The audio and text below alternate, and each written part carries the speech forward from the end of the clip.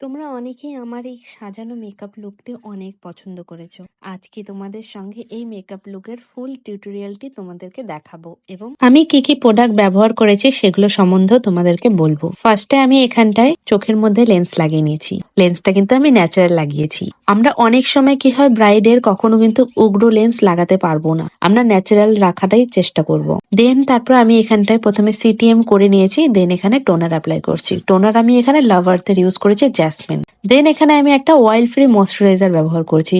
আমরা যখন কোনো ময়শ্চারাইজার ব্যবহার করব ফেসে, সেটা যাতে অয়েলি না হয়, মানে যাতে ওয়াটার বেস থাকে, বা যদি শীতকাল থাকে সেটার জন্য তোমরা পন্সের সুপার লাইট জেল ময়শ্চারাইজারটা ব্যবহার করতেই পারো, কিন্তু স্কিন প্রিপেয়ার করাটা অনেকটাই জরুরি। তারপরে এখানে আমি হুডা বিউটির একটা জেল বেস প্রাইমার ব্যবহার করেছি, যেহেতু ওর স্কিনে কোনো ওপেন পোর্স ছিল না। দেন এখানটা আমি সপারিয়েলের যে এই সেটটা নিয়েছিলাম, এটা আমি অনেকদিন আগে নিয়েছিলাম, বাট সেটটা সত্যি খুব দারুণ একটা ফাউন্ডেশন, যেটা তোমরা সপারিয়েলের অনেক প্রোডাক্টই ব্যবহার করে থাকো। এটা কিন্তু অনেকটা এয়ার ব্রাশ টাইপস এর ফাউন্ডেশন রয়েছে। তো আমার স্টুডেন্টদেরকে আমি দেখালাম যে এই কিটটির মধ্যে কি কি প্রোডাক্ট থাকে। তার মধ্যে ময়শ্চারাইজার রয়েছে, প্রাইমার রয়েছে, গ্লিটার রয়েছে, মানে যেটাকে বলে ইলুমিনেটার, সেটা রয়েছে, এবং ফাউন্ডেশন অনেক ধরনের শেড রয়েছে। তো এই কিটটির মধ্যে তোমরা সমস্ত জিনিস কিন্তু পেয়ে যাবে। আর অবশ্যই কিন্তু আমাদের ক্লায়েন্টের স্কিন টোন বুঝতে হবে। যদি স্কিন টোন ফেয়ার থাকে তাহলে কিন্তু ইলুমিনেটার যেটা দেবো সেটা কিন্তু সিলভার কালার দিতে পারি। আর যদি কারো স্কিন ডার্ক থাকে তাহলে কিন্তু আমরা কপার এগুলো শেড দিতে পারি। তো তোমরা কিন্তু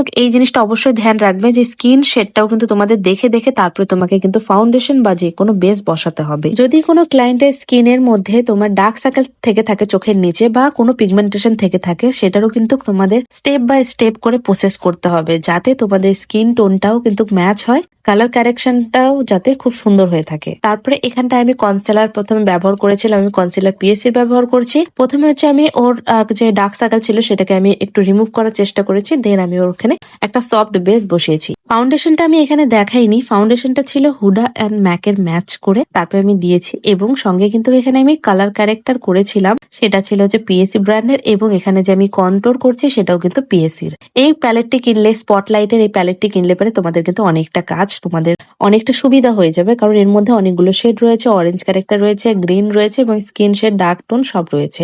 আর এই যে আমি জুয়েলারি ওকে কালেকশন গুলো যেটা পরিয়েছি সেটা হচ্ছে সি আত্রে থেকে আমার নেওয়া হয়েছে, এবং এখানে যে আমি ট্রান্সলেশন পাউডার ব্যবহার করছি সেটা হচ্ছে পিএসসি স্পটলাইটের, এবং এখানে যে আমি কম্প্যাক্ট ব্যবহার করেছিলাম সেটা ছিল ম্যাকের। তো এখানে বেস বসিয়ে নিয়ে সুন্দর করে কিন্তু আমাদের ব্লেন্ডিংটা করতে হবে। ব্লেন্ডিং যদি তোমরা ঠিকঠাক না করো তাহলে কিন্তু স্কিনের মধ্যে এবড়ো খেবড়ো হয়ে থাকবে মেকআপটি, এবং ছোপা ছোপা লাগবে। স্কিন টেক্সচার অবশ্যই বুঝতে হবে। তারপরে এখানে ভালো করে আমি ব্লেন্ডিং করে নিচ্ছি। একটা পাউডার ব্রাশ দিয়ে আমি ভালো করে ঝেড়ে নিব, যাতে এক্সট্রা কোনো পাউডার লেগে না থাকে। যেহেতু এখন গরমের সিজনটা আসছে, সেই জন্য আমরা কিন্তু গাদা গাদা মেকআপ বেস বসাতেই পারবো না, তাহলে কিন্তু মেকআপ একদমই কেকি লাগবে দেখতে।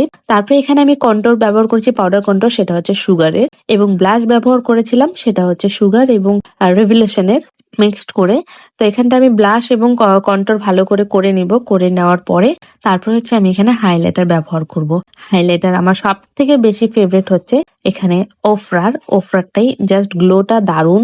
এটা আমি অনেক ব্যবহার করেছি, আর সত্যি বলছি ওফরার প্যালেটটা জাস্ট দারুন। এর মতো আরেকটা প্যালেটও রয়েছে, সেটা হচ্ছে ডরগাও সামথিং এরকমই নাম হবে, সেটাও কিন্তু ভালো রয়েছে, আমি ব্যবহার করিনি, বাট সেমই দেখতে, দুটোকে দেখতে একদম একদম সিমিলার রয়েছে। আর এখানে আমি মেকআপ ফিক্সার ব্যবহার করছি হচ্ছে আরবান ডিকের। আর অবশ্যই মেকআপ ফিক্সার ব্যবহার করার পরে তোমরা কিন্তু একটু সময় স্প্রে, মানে যে কোনো হাওয়া করে নিবে, মানে হাওয়া দিয়ে দিবে, বা হচ্ছে একটু ফ্যান চালিয়ে নিবে, তাহলে কিন্তু মেকআপটা একটু সুন্দর লং লাস্টিং থাকবে, প্লাস হচ্ছে উঠে আসবে না। আর যদি তোমরা এই জিনিসটা না করে থাকো, ডাইরেক্ট যদি তুমি স্প্রে করার সঙ্গে সঙ্গে যদি হাত দিয়ে দাও, তাহলে কিন্তু মেকআপ উঠে আসবে। এরপর আমি হচ্ছে আইব্রো করে নিয়েছি পিএসসির আমি আইব্রো প্যালেট থেকে ওয়ালনাট ব্রাউন। দেন এখানটা আমি যে আইব্রো মানে আইশ্যাডো করবো, সেই আইশ্যাডোর জন্য একটু লাইট কালার কনসিলার দিয়ে আমি আইব্রোর নিচে শেপ করে নিচ্ছি। দেন এখানটা আমি আই মেকআপ করে নিয়েছি, তারপর মাস্কারা লাগিয়ে নিয়েছি। মাস্কারা আমি ব্যবহার করেছিলাম সুগার অ্যান্ড হচ্ছে কালার বারের।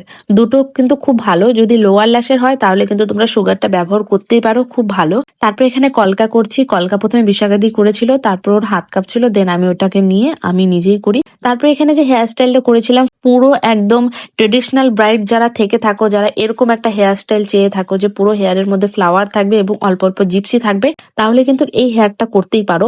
অনেক সময় থাকে ঘুমটার কারণে কিন্তু পুরো হেয়ারটা দেখানো যায় না, সেই জন্য তোমাদের সঙ্গে আমি আগে শেয়ার করে দিলাম যে পুরো হেয়ারে কিন্তু যদি রোজ দিয়ে এরকম বার্ন করো খুব সুন্দর লাগবে। আর আমি লিপস্টিক পরিয়েছিলাম একদম নিউড শেডের, কারণ আমরা অনেক সময় ব্রাইডের রেড কালার পরিয়ে থাকি, তো আজকে আমি একটু নিউড শেডেরই পরালাম। দেন চলে যাই আমি স্টুডিওতে গিয়েছিলাম আমি ডালিয়াদের স্টুডিওতে।